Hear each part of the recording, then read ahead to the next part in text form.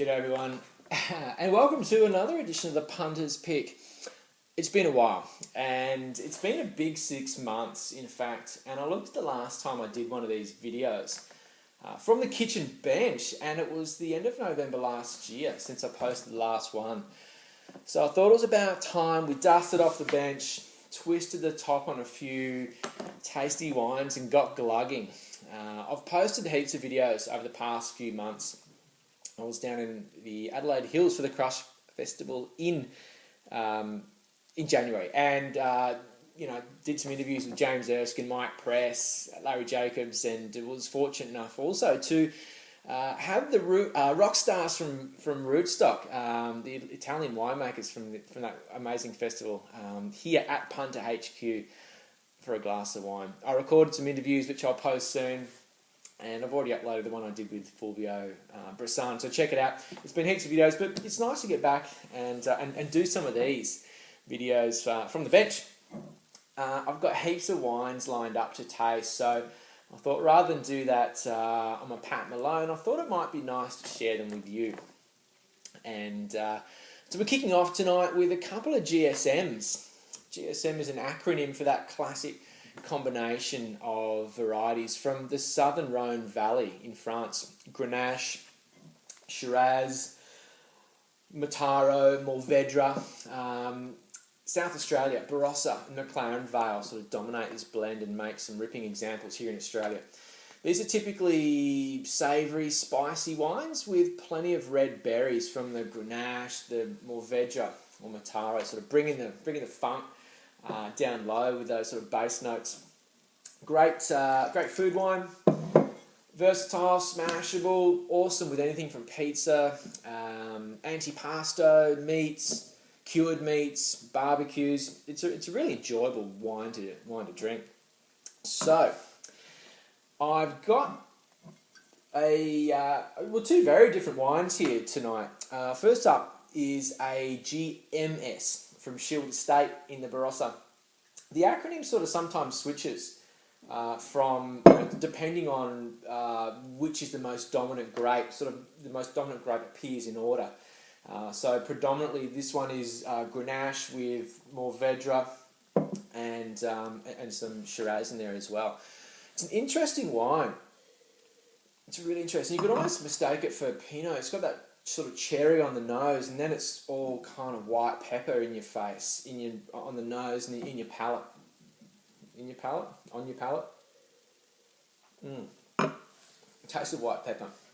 And I love it. It's great. You look sort of Barossa. Forget warm, jammy, ripe wines. This is spiced up. It's spiced up, and it's medium bodied, and it's really interesting. For $15, this is bang for your buck kind of stuff. Third generation winemaking, 70-year-old sort of average vine age. It's good value for money. Homemade pepperoni pizza, a bottle of this on a Friday night, and you are sorted. Schild Estate. I don't mean to waste it, but we're moving right along. We're taking a bit of a step up. A giant leap even here. D'Arenberg and McLaren Vale are champions of the Grenache. I think with about 8 wines in their portfolio featuring Grenache in one way or another. This has 67% Grenache and I think 27% Shiraz with just a splash of Mourvedre. There's no mucking around with this wine. Even the name, I guess, the Ironstone pressings is pretty conservative by D'Arenberg standards. It refers to the reddy brown ironstone found in McLaren Vale and on the D'Arenberg property, much of it sort of featuring in the buildings on their winery. So check it out. If you ever get a chance to get there, it's well worth it. As for this wine, it's a belter. It's all about texture. It explodes in the mouth with puckering tannins. It's dry, and there is spice for days. There's plummy black fruit. It smells of soil too, which I reckon comes from the Mourvedre. I opened this up the other day. The Mourvedre fruit comes from the 28 Road Vineyard. I tried this the other night. This is a straight Mourvedre. I'm not as much of a fan as as I am of this. This is balanced beautifully. And will age well according to Chester, who features on the Darrenberg website. There's a video of him throwing around a lump of Ironstone and talking about the wine on their website, so check it out. It's good stuff, you know. $70 a bottle. It's up there, so you know it's a special occasion kind of wine unless you're cashed up. It's winter, time to put the slippers on, kick your feet up.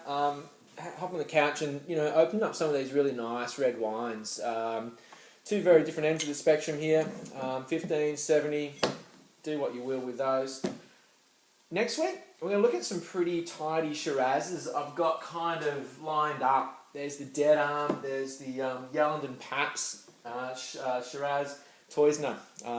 They've got the Ribke, the Shotsbrook Voyager. It's some really cool stuff there, so we'll do that next week. Speaking of cool stuff, Noosa Food and Wine Festival is on this weekend. If you're anywhere near Noosa, it's only an hour, a couple of hours flight from Sydney, get there. There's some amazing wines on show, masterclasses, talks, etc. I'll be there on Sunday. I'll be playing it safe this time. I won't be riding my bike.